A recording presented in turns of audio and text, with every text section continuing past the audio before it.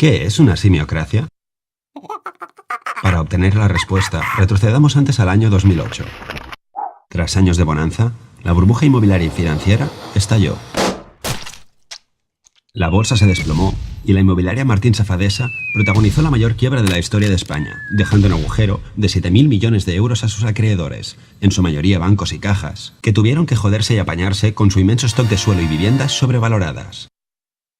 La economía empezó a resentirse. Y a lo largo del año, 1 millón de parados se sumaron a la cola del INEM. Ah, cierto, y España ganó la Eurocopa para el regocijo de muchos, especialmente los jugadores, que pudieron facturar las primas por su victoria en Austria, sin que la hacienda española rascara un céntimo. Llegó el 2009 y el presidente, en un arrebato keynesiano, anunció un ambicioso plan de estímulo incluyendo 8.000 millones de euros destinados a obra pública, que en su mayoría acabarían gastados en renovar aceras. El economista Keynes se revolvió en su tumba. ¡Así no! Desgraciadamente, la economía continuó empeorando y las cuentas del Estado empezaron a tambalearse. Y es que incluso el viejo truco de emitir deuda se estaba poniendo jodidamente difícil. Y para colmo, nuestra prima de riesgo se disparó. Al año siguiente, Zapatero acabó con la paciencia de los líderes europeos, que, temiendo tener que rescatar a España, le propusieron amablemente un giro en sus políticas. Y así empezaron las políticas de ajuste, que sentaron de cojones a la economía. Hacia julio, la tasa de paro rondaba ya los 4 millones de personas inactivas. Ah, sí, y se ganó el Mundial. El caso es que, si algo estrangulaba de verdad la economía, era la drástica reducción de los flujos de crédito por parte de la banca. Las empresas estaban fatal de lo suyo, sin liquidez por falta de préstamos, con crecientes facturas impagadas por parte de las administraciones y con un consumo doméstico en caída libre, puesto que las familias ya no podían compensar sus sueldos de mierda con más deuda. Lo raro en estas circunstancias era que el precio de la vivienda, en comparación con otros países con burbujas similares, cayera tan poco. ¿Pero por qué no bajas, jodida? Pues por muchas razones, y una de ellas se llama el maquillaje de balances.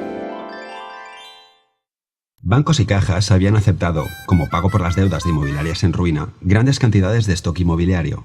El problema es que si querían deshacerse de ese stock sobrevalorado, debían ponerlo a la venta a precio post burbuja, cosa que constaría en sus balances como pérdida, y dejaría en evidencia su maltrecha contabilidad ante accionistas, inversores y competencia. Así que hicieron lo contrario. Mantuvieron su stock a precio hinchado, contribuyendo a sostener los precios, y se dedicaron a refinanciar la deuda de las inmobiliarias ad infinitum, convirtiéndolas en auténticos muertos vivientes. E incluso canjeando la deuda por acciones basura de esas mismas empresas zombies. Patada hacia adelante y a esperar a que la economía mejore. Mientras mostraban ante el Banco de España uno de los mejores resultados de la banca mundial. Pero en 2011 todo empezó a desmoronarse y empezaron a caer una tras otra diversas entidades que tuvieron que ser intervenidas, nacionalizadas o ayudadas con liquidez urgente a cambio de aceptar un plan de bancarizaciones y fusiones masivas.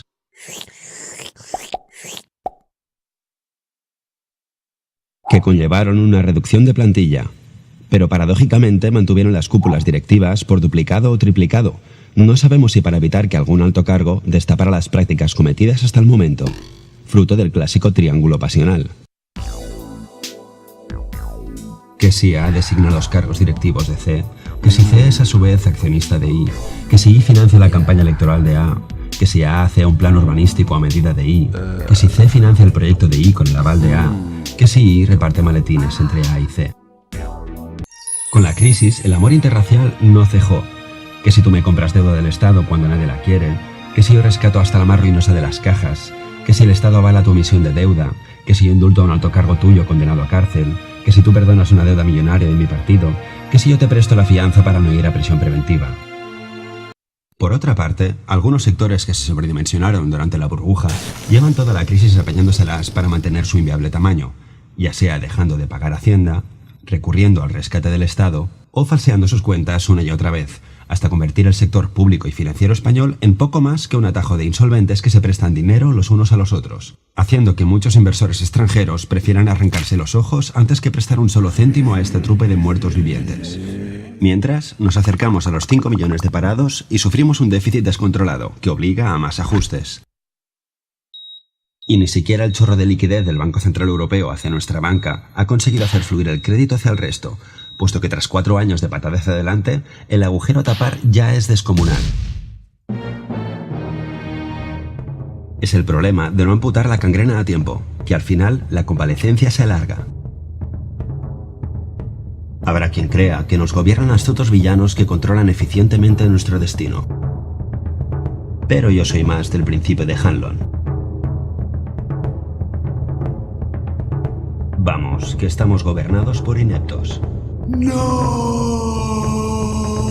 Y algún que otro simio.